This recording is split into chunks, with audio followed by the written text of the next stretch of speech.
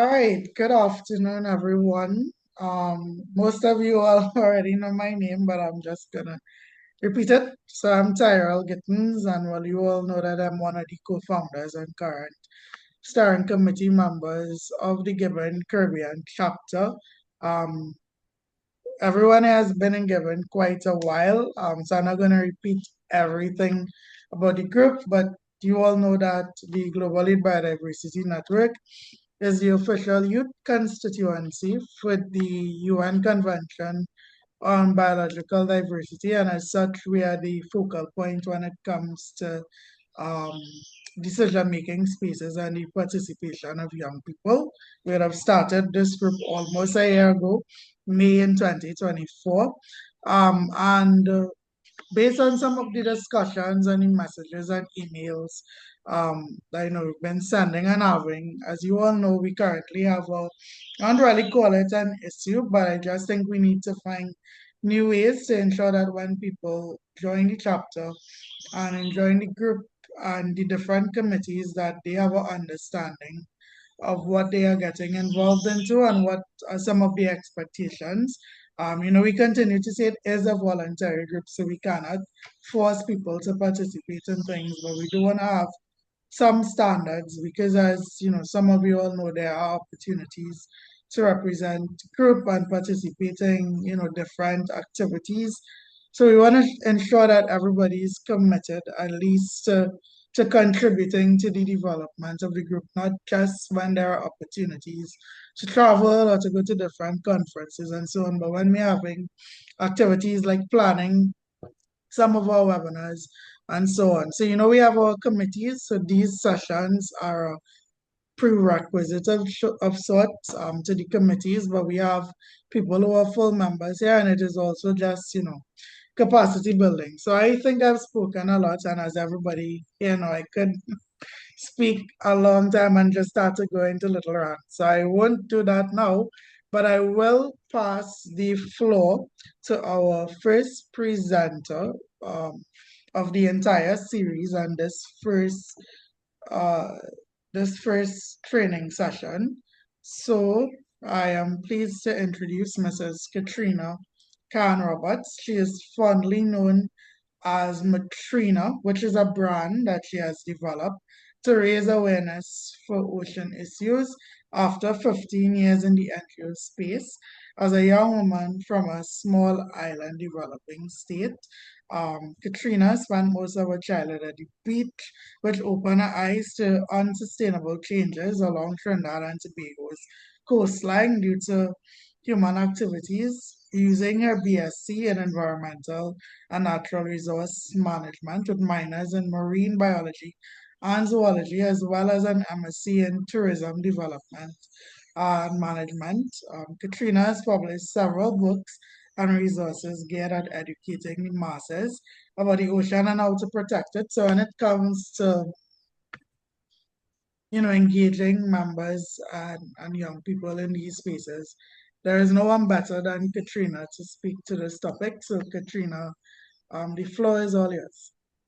Thank you so much, Tyrell. Good evening, everyone from Trinidad and Tobago. It is 6:05 p.m. Yeah. And I'm sure that we are probably from all different time zones. So I hope that this is going to be a very engaging um, session. Now, Tyrell told you a little bit about me. Now, Tyrell and I have a history, right? Because we were in this group called the Caribbean Youth Environment Network. And that is where it all began for me in terms of membership engagement. So you're going to be hearing a lot today about my personal experiences because we're going to be meeting tomorrow as well. Today is going to be completely different to tomorrow because today I'm focusing on the individual member, right? Back in my time, we used to call ourselves volunteers, right? But now we are members of this organization, and that comes with a lot of stuff. So where did it start? For me, like Tyrell said, was at the beach. This is little Katrina, probably about maybe 3 years old. And I was fascinated by everything around me. And that is where my focus was, the environment, animals, plants, the way the waves shaped the shoreline. I used to see that from a very, very young age, right?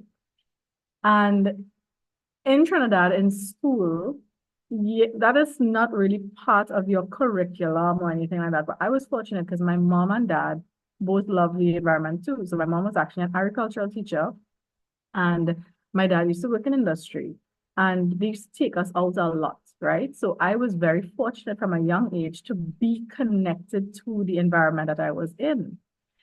And that is not something that happens a lot now. And, we'll have a little discussion later on, like why you are here.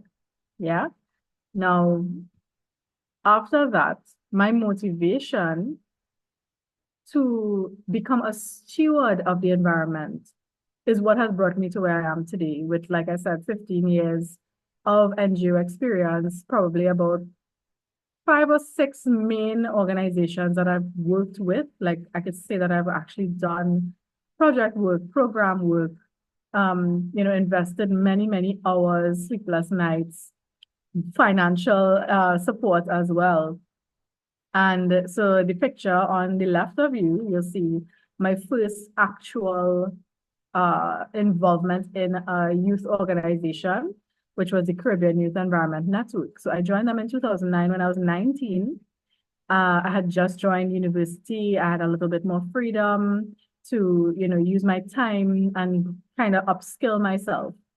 So yes, it was about the environment and how I can be a steward of the environment through my advocacy and volunteerism, to be guided by an organization that has been doing it for a while already and has a bigger impact than just my small community. That's why I said, the Caribbean regional network seemed like a good place for me to get those skills that I would need to be of service to the environment. That was in my mind. That's what I was doing. I wasn't actually thinking, I'm really silly because I wasn't thinking about my career really at that point. I was just thinking like, wow, I want to protect this planet that I live on. And now we are here at today, where I'm with the Caribbean Climate Network. And that is specific to climate, yes. But as we know, climate change is affecting every part of human life. The things that I've learned from 2009 to today is all about engagement. It's about engaging with my environment, which is what I focus on and what I wanted to put my energy into. But it's also about engaging with the people around me who are working towards the same goals and aspirations that I was working towards, right? And then it was engagement because I felt so alive doing some of these activities and projects and, managing projects, managing people, managing budgets, and everything was exciting. And, everybody's so energized because we're all young people, right? So, I mean, that's what we are about. The GYBN is young people, right? Under the age of 35, which I'm not going to be a young person for much longer, but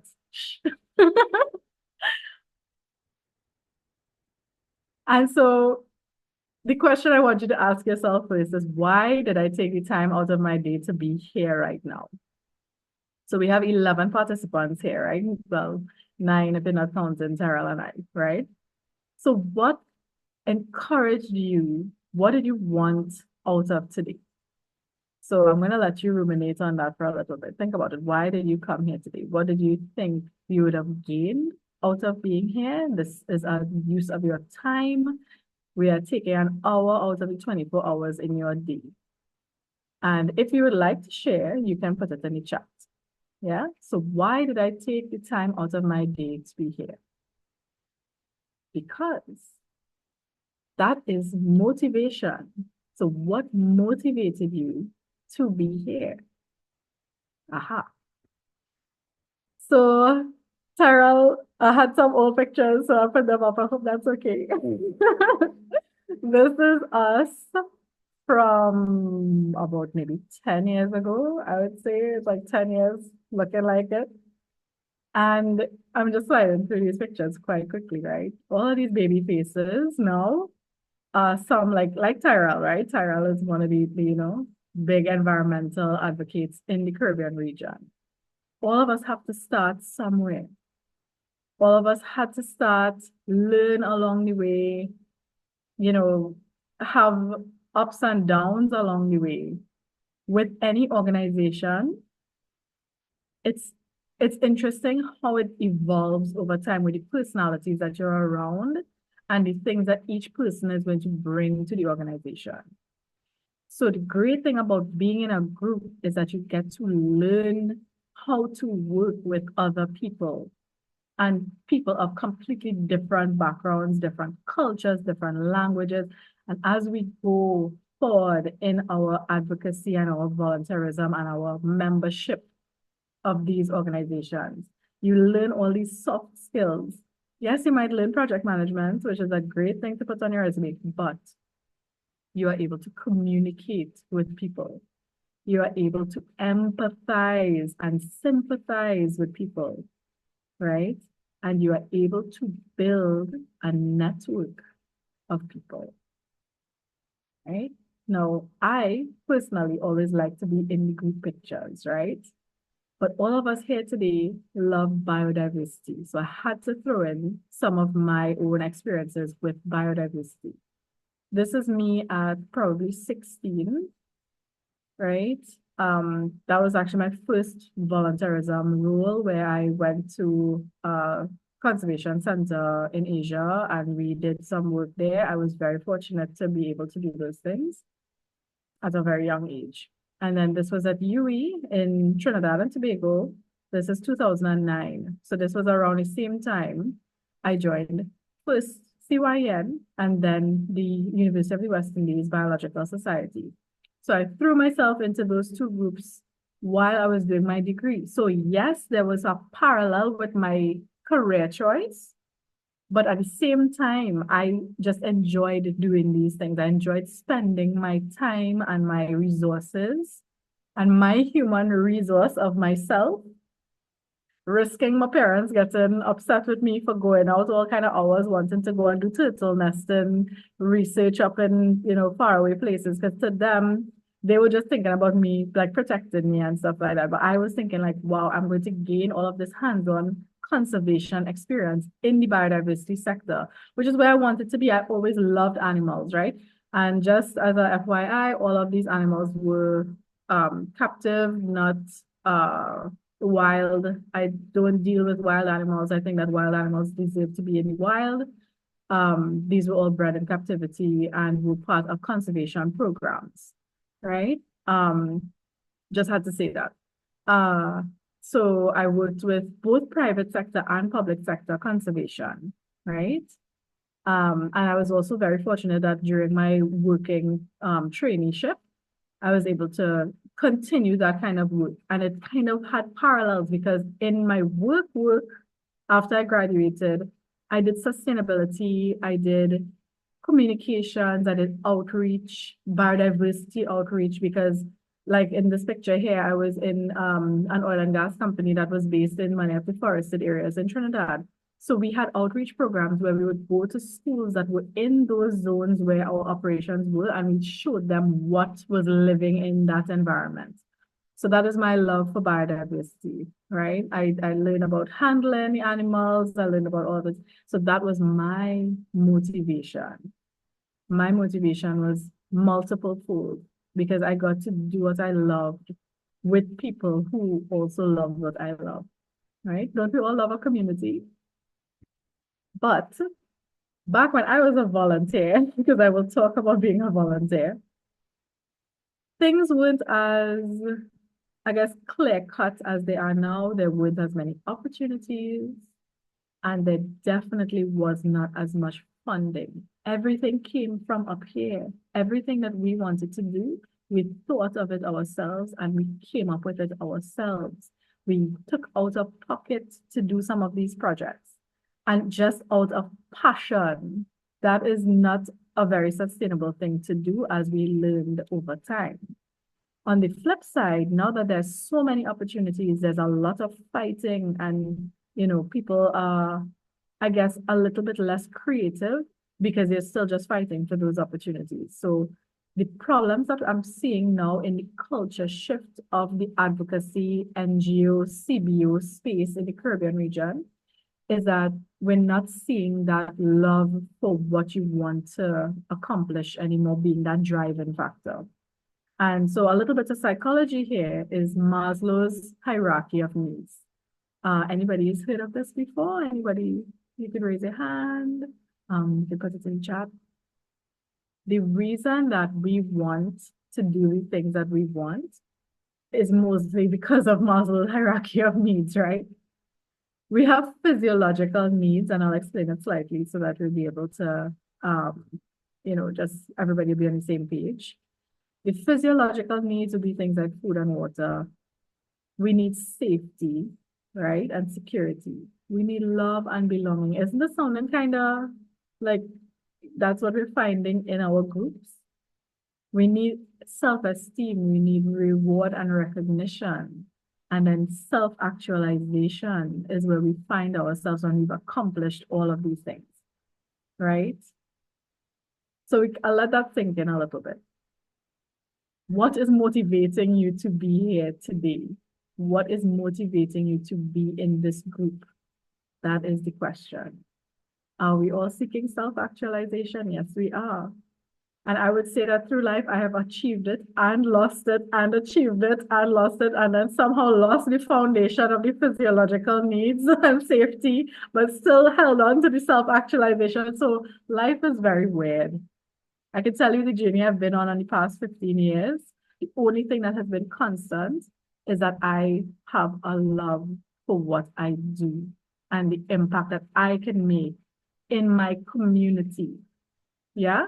It's not about me loving what I do alone. It is about me being able to share what I love with the people around me. So that is my motivation. So again, what is your motivation? So at the beginning of the day, what makes you feel inspired, right? I want you all to do this little exercise tomorrow. Wake up in the morning, and if you have to write it on your phone as a reminder, so the phone reminds you, what makes you feel inspired today? What are you inspired to do today, right? And then at the end of the day, what made you feel accomplished? So, for example, this morning I woke up and I was like, so as Terrell said, I am an author, right?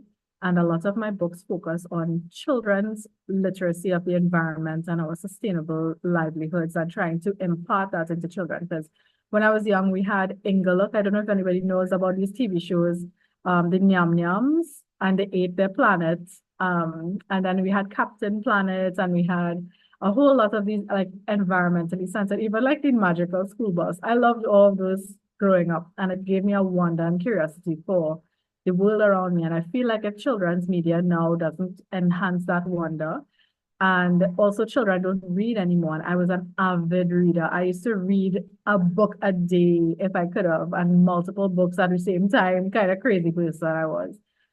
And the books that I would have read and wanted to read as a child are the books that I'm writing now. So, like Sarah said, I am a mermaid character that teaches ocean literacy because I use the concept that I learned in my marine biology background to create the books.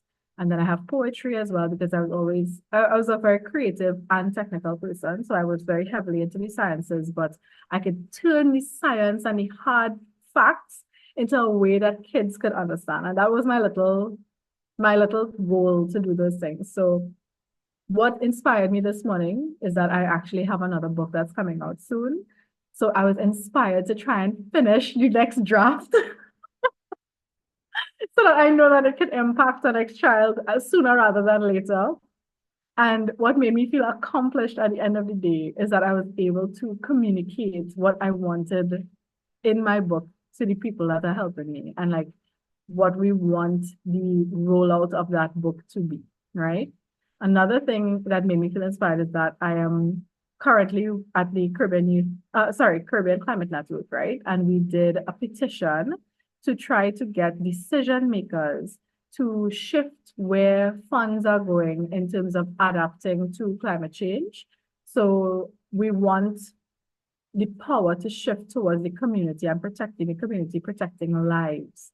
So what made me feel accomplished is that I actually thought of a couple of things that could have been implemented to help bring the petition to where we want it to be. Because we've had the petition, we've had the signatures. What's next? The next thing is to get what we want, right? So it doesn't stop. You don't just sign a petition and it goes away. You have a nice feeling, it goes away. There's action to be taken. Anyway, we went off topic there, but it's still motivation, right? So in conclusion,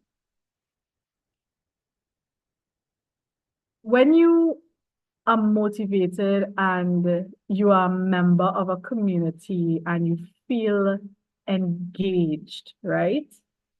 You have to look at your resources versus your wants and needs because it has to be sustainable, right? You have to look at your long-term and short-term goals because it has to be sustainable. You have to look at sustainability because it has to be sustainable. And what I mean by sustainable is that you are going to get tired, you're going to get burnt out if you do not have your needs met. So we're going back to the needs met, right? You can't do something on an empty stomach. And I'm the silly person who used to do this all the time, right? Because I thought that doing it was enough. But if you starve in the process, you're not going to be helping anybody later on. Membership is about relying on your community. It's about your inspiration, your energy, your invigoration, and you have to be truly engaged in something. You have to have that burning passion in your chest, right? And you have to try to feed that fire so that it does not go out. There have been many times where I have had embers sizzling away, thinking, no, I can't take this anymore. I'm not going to do this anymore. And the thing is, I was sizzling alone. When I spoke to somebody else, my embers burnt again because it's like sometimes you internalize things too. And that was one of my issues that I wasn't communicating properly. And as you go through this life of being in a community group, whatever you want to call it, NGO space, civil society space, advocacy space, education and awareness building and outreach space, you are going to find ups and downs. So you just have to learn to ride the wave. So thank you so much. And I'm open to your questions now.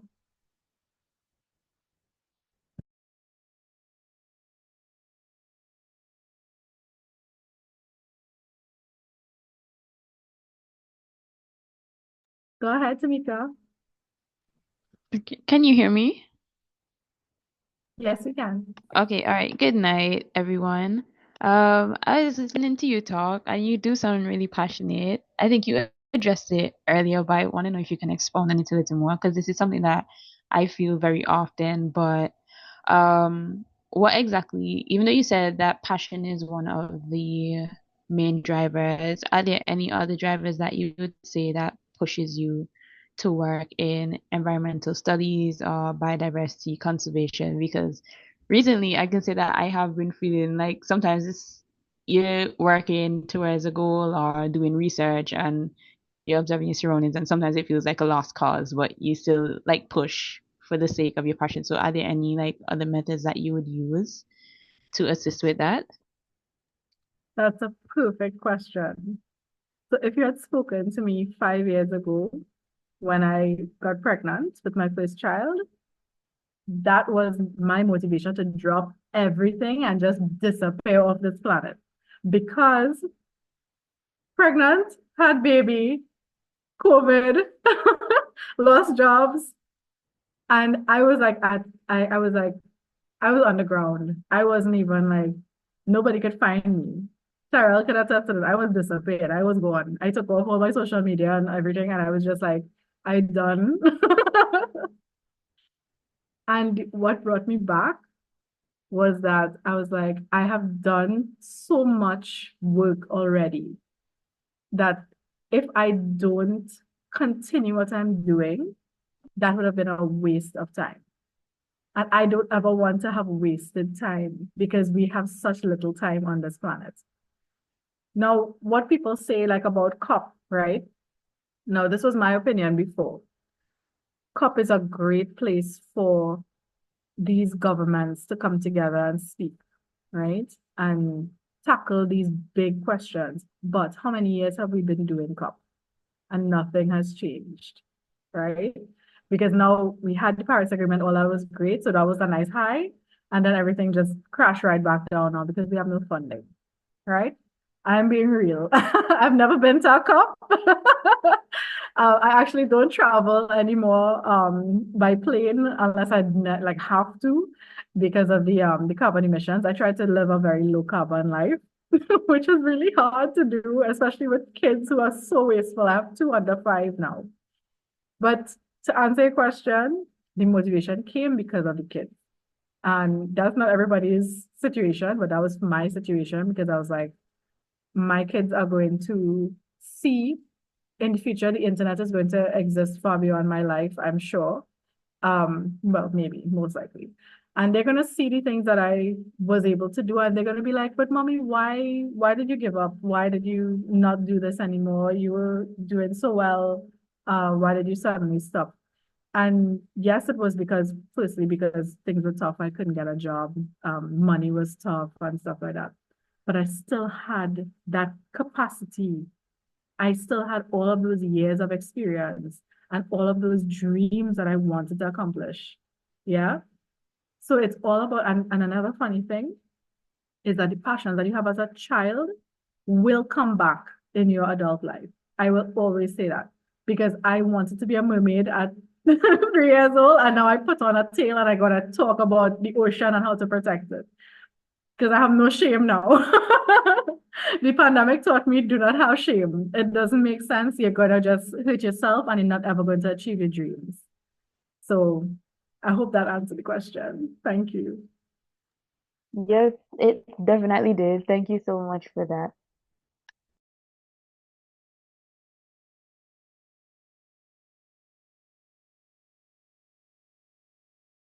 All right. Anybody else? You could just unmute. Otherwise, I'll just start reading from the chat.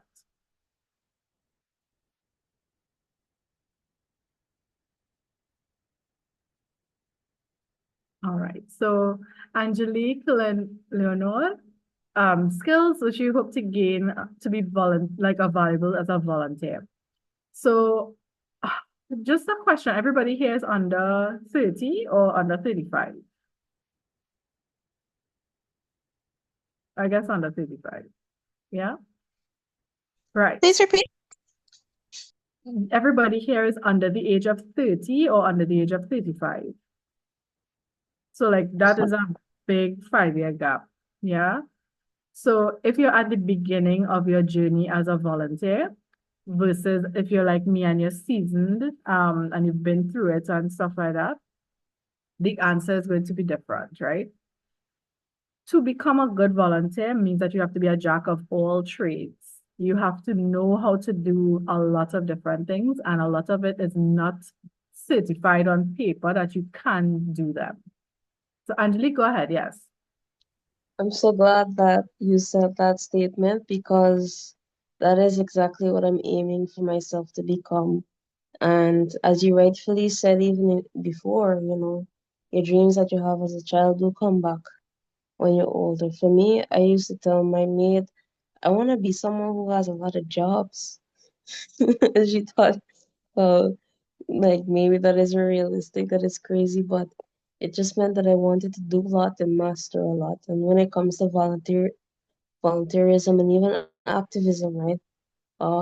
That's what I want to settle myself with doing. I initially started off with learning psychology, hence, understanding Maslow's needs.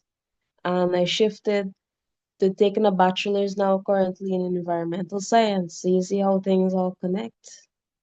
And honestly, I'm sorry for cutting you off there, but I really do want to hear, I really, really do want to hear what you have to say on that because for me right now, in this stage of my life, I'm doing a lot. I'm building myself, my network, my understanding, my knowledge, practical skills. every single thing so that at least by 30 or 35, I'm able to physically and practically put out a lot for my country and beyond.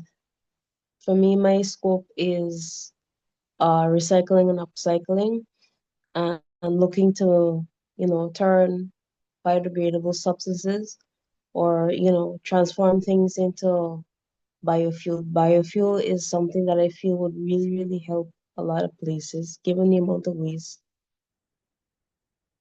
Amazing. I can't place your accent. Where are you from? If everybody I'm wants to from drop Guyana. their nice. If Oh, everybody wants yeah. to drop their flag in the chat, we could do that too. That's excellent. And I think Guyana is such a catalyst right now. So many things are happening, and I am so excited. I've always wanted to come. Since I like on our TV, we had this informational channel, and ever since I knew that Guyana had like gold and gemstones and stuff, like I wanted to be a gemologist. So forgive me, but I just love your waters, your natural environment. Everything is beautiful. So I haven't been able to come yet, but I will come hopefully soon. As Terrell said in my intro, this will be really shocking for you to hear how many things like I've done, right? My main degree is environmental and natural resource management. Mine is in marine biology and zoology, right? So that was my first degree. I then went on to do health and safety NEBOSH certificate, which is a British international certification for health and safety. Then I went into UE and did management studies. And I loved that tourism could be a sustainable and like a sustainable economic earner. And I was thinking regional. So I did my degree, my master's in tourism development and management. But inside that degree, they allowed us a lot of flexibility. I did small island development state resource management. I did planning in the coastal zone. I did community and rural development. I did geology and all sorts of stuff. And I enjoyed myself so much. Now, people say that I am a little strange because I have like an encyclopedia, I guess. And I just wanted to do more. You know what I want to do next? I did business development and product development. After that, what did I do? Events management. I did childcare because I was afraid I would not be a good mother when it was time. So I was like really neurotic about it. And I was like, I needed to know the basics. So I went on to do like first responder training. So like I could deliver baby and those kinds of stuff too. And I am what, like you said, a lifelong learner. I don't stop. I think this is the longest I've gone without doing a course. And it's been 1 month and I'm actually itching to do something again. I've specialized in educating about the Sustainable Development Goals, a lot of those UN courses, European Union courses. I did project management. I did globalization as a specialization for business. I did a lot. But my issue now is that I can't get a job because I'm either overqualified or underqualified for any of the positions. So again, I'm stuck in this kind of limbo where I can't take care of myself and my family because I am so generalistic, right? Now, in other countries in the world, that is a good thing. It's an asset to have somebody who's a jack of all trades. But as we know in the Caribbean, they like you to be specialized as well. So it's kind of like, how do you be specialized but also general? That is the way that I'm going right now. I'm still stuck in, I'm going general. I'm right now focusing on sustainability and like carbon credits and stuff like that to go into more of the climate change and like loss and damage funding and stuff like that. The problem is though that I'm not good at math. So that is the challenge right now. You have to be ahead of the curve where it is going to, go next. And another thing that I loved was, of course, the coastal zone. So a lot of my courses were around marine biology, marine ecosystem management, marine protected areas. I did a whole specialization on marine protected areas. Um, and I've never gotten any work in the marine sector. but I guess creating Matrina is my way of being in the marine sector, I guess, and volunteering in any steering committee that could possibly happen, and trying my best to get it into the education system because a lot of children here don't even know how to swim. We're on an island. Why don't we know how to swim? So the mermaid is going to be starting some swimming lessons soon as well. So that's enough about me. You I all tell don't me. know how to swim, Katrina. I feel offended. Oh my gosh, Yeah, Tara. Okay, I know. Tara, you have to come with me. We're going to learn to swim. I will. I will. I make that promise. Go ahead, Angelique. Yeah, one thing that I find that is a major problem for, people who do as much as you do, who have that love of learning through different areas, because there is always a connection with most things there and they always come back.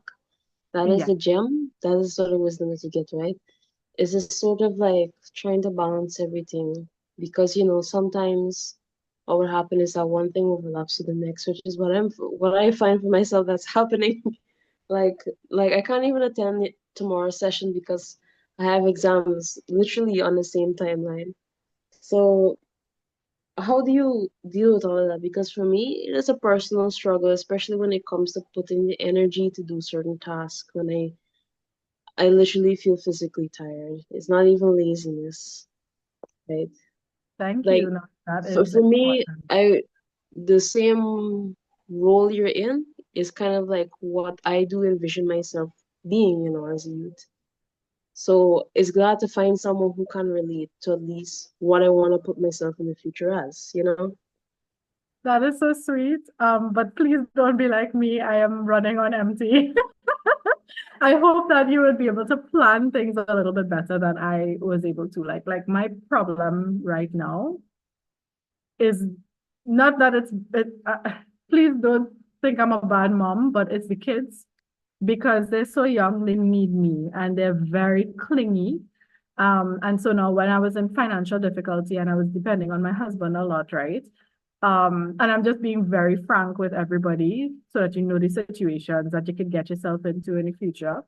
I thought I had saved enough that I could have comfortably stayed at home and be a stay-at-home mom and do all the fun stuff with the mermaid and stuff like that while I was home. It lasted only 1 year. So financial freedom is a great thing if you have a career that you can, depend on for your income. Because remember, like I said, you can't do stuff when you're hungry, right? You have to put gas in your car to get from place to place, or you have to be able to walk. And to be able to walk, you need water and food, right? Minimum. Um, I was unable to get jobs. I'm still unable to get jobs. I'm actually working on a 6-month contract that is ending soon, for the first time in 5 years. And I have applied for vacancies every single day since I was home. Because I said, you know what, I could get an international job. I could work remotely. I could manage the kids. I could work on a different time zone. I could probably work on Asia time or something like that. While the kids are awake, I'm with them. I could work at night. And it didn't happen. So you have to be able to manage those things. If you have a good support system, I'm very fortunate. I have a good support system. My husband, his parents, my parents, they all support me. And a lot of people don't have that. They let me do what I want to do most times because I have shown them that I have a passion for that. I am making an impact as little as it is right now. Hopefully it will grow. But I have that self-actualization and I've found my niche and what drives my passion. And I think they have no choice now. So the only thing I would say is try to pace yourself. You are going to get tired. I am exhausted right now. I'm actually running on probably 3 weeks with only 2 nights, 2 hours of sleep per night because the baby is teething. And that is a situation that everybody is in yet, but it's something to think about your life and the things that you want for your life, your goals and aspirations. If you want a family, if you want to get married, if you want to, because my husband was very supportive when we dated. Actually, I met him a year after I joined GYBN. And he used to come with me and help sometimes, right? So like beach cleanups and whatever we had to do, he was game. But now he has his own things that he likes, and I have my own things that I like, and that is another dynamic. Because remember, yes, you have your community, but you also have your family, and your family is always going to have to take some kind of priority in your life as well. I know we're getting deep. Yes, thank you, Miss. It's very, very relevant. I'm telling you, it is very relevant for me.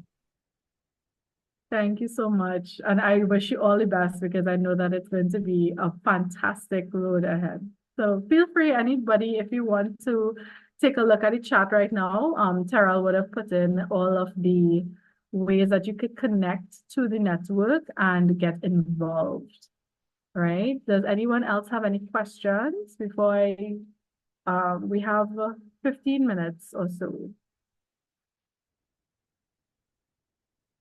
Any more questions?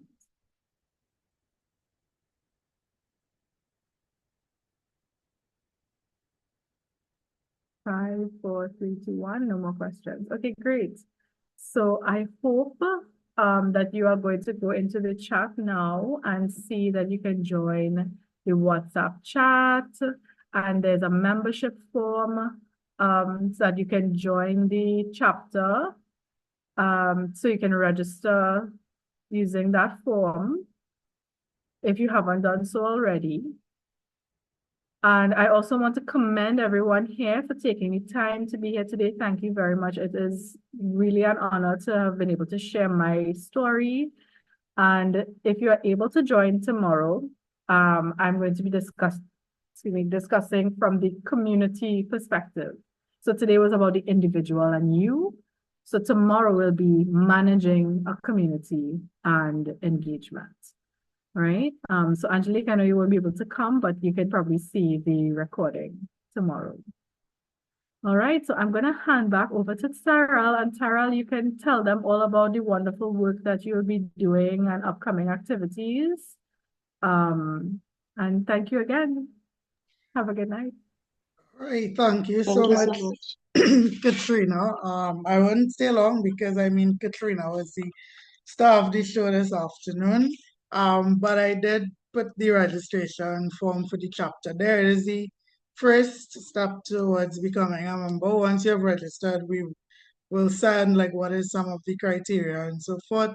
If you aren't already, you could also hop into the WhatsApp group where we share information and activities. We are currently planning a webinar for next month, our fourth Biodiversity Matters webinar that the events committee is working on. So that'll be in commemoration of World Biodiversity Day.